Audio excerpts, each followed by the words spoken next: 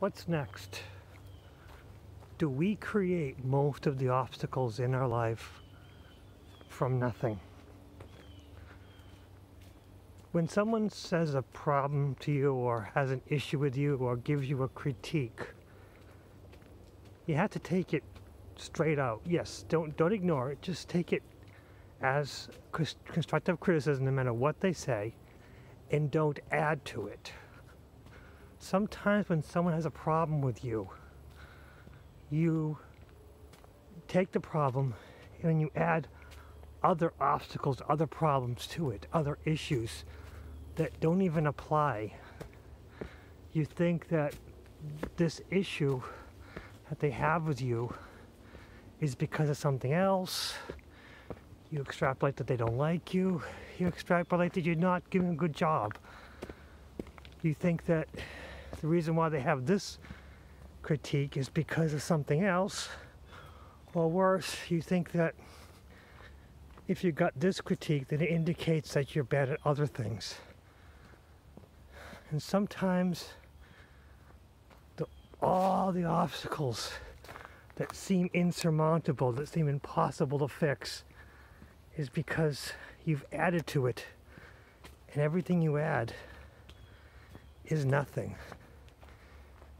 But because of your own inner critique, your own inner dialogue, you've made it insurmountable. You've built a huge wall when only is basically a very small piece that can easily be dealt with. But you can't see the small piece because you're looking at all the other parts that actually are made up by your own self-doubt. So sometimes when you meet an insurmountable obstacle in life, a problem that seems impossible to fix, sometimes you got to break it down and figure, okay, where did this problem come from? What is the source? And did it grow from somewhere else? And you have to break it up and find out what was 100% concrete real that you know for a fact is the problem. And then after that, what did you assume or think that came along with the problem? It's a problem that I've come to realize. I mean, I've worked with my ego, and some say kill the ego, but when you kill the ego, you cause an inner battle, an inner conflict. And killing the ego is not the goal at all. It's working with the ego. The ego has been trained by the system. Basically, as we grow up in life, we're told, self-sacrifice, it's honor, it's honor to help others with doing more effort. Sometimes you have to, take some harm to yourself in order to help someone else. And you'll feel better at it. You'll feel better with yourself by helping somebody by, unfortunately, doing a little bit of harm to yourself. It's a common thing, the church believed that, if you give till it hurts, it'll come back to you. And, well, that's not exactly true. As long as you believe that you have plenty of wealth, it'll definitely come back to you. But if you give till it hurts, it's hurting you. It's negative. You get no benefit from it. Other times they make you think that being wealthy is a negative thing. Well, once you think wealth is a negative thing, it becomes a negative thing. And that's one reason why poor people, when they win the lottery, they end up overspending for themselves because they still have that poor mindset. And they just don't know how to work on what they have. You have to appreciate what you truly have and then expect more, but to the point of you deserve it. Not what you, quote, need or what you, quote, want, but basically just what works best for you. what you actually deserve. And if you think you don't deserve it, well, it's going to fall apart. And if someone has a problem with you that, you know, you do a project and they come back and say, okay, there's a problem here and here, there's a point where you're just going to not be able to, you know, if you overthink things, you want to fix the problem, but you keep finding other problems that they never brought up, that they never had an issue with. But then you get so stuck because now you have, you know, one or two critiques that they give you, you've added 10 because you broke it down to, well, if they have a problem with this, they have a problem with that, they have a problem with this.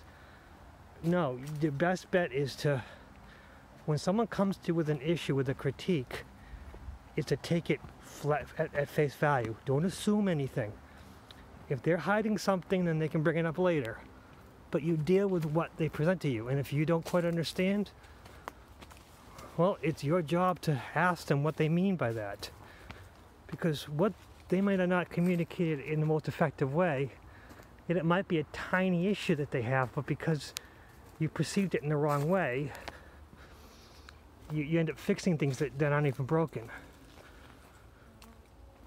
So it all comes down to, whenever we're in a self-defeat spiral, whenever we're beating ourselves up for an issue, when we think we don't have a way out of our problems, the best bet is just to take and go, okay, what can I deal with? Let's bring it down to the simple, and we'll work from there. Let's create a dialogue with the person who had this critique of us. Because most likely, the problems that you think that they have with you don't exist. They only exist in your head. And you're trying to solve a problem that doesn't exist, which is a waste of your time and a waste of their time. And then if you fix a problem that doesn't exist, it might actually make them upset because you've gone the wrong direction. And actually in my life, and I remember a lot of times when people are fixing a problem that didn't even exist, but because the problem that was supposed to be fixed is minor, but the problem that they created after it became major, but it really wasn't a problem. They did a huge fix for something that didn't exist. At the end of the day, once there was a time when I believed, when I reached an obstacle and I would say, well, what's the worst that could happen? And that's a bad mindset to be in. What's the worst that could happen? Because then you're focusing, okay, what is the worst that could happen? But you have to go to yourself, okay, let's break down and say, here's the problem. What's the most likely response that they're going to give me if I don't address this in the right way? And most likely you're going to come to the conclusion, they're just going to come back and say, well, you know, you addressed it, but you addressed it in the wrong way, and then there'd be dialogue, a conversation. So thinking what's the worst that can happen is the wrong way. Thinking, if I come and give the wrong solution, what will they give me? And you'll just work on a new solution. What I'm trying to say is sometimes we build a wall from bricks that don't exist. That when there's just a small stone in the road, we add more to it and make it a wall, so we can't proceed any further because we're focusing on all the pile of rocks in front of us, when literally in the beginning there was only a couple of stones. But because we kept breaking things up and trying to make it understand it, we end up extrapolating what they actually were thinking. And if you come to that road where you think that you're insurmountable wall, your best bet is to open up a communication, open up a conversation with this person and say, hey, your critique, I really appreciate it, but this is what I'm hearing from it. And of course, the worst they can say is, no, of course not. What are you being silly like that? The best is they go, oh, I'm sorry, I should have made it more clear, and broke down, okay, here are the issues, and move forward from there. And sometimes that's all it takes, is just getting a little bit of clarity from someone and breaking the wall down and taking out the obstacles that we created when they look like huge rocks, when they turn out to just be fake balloons that can easily be popped and removed from your path.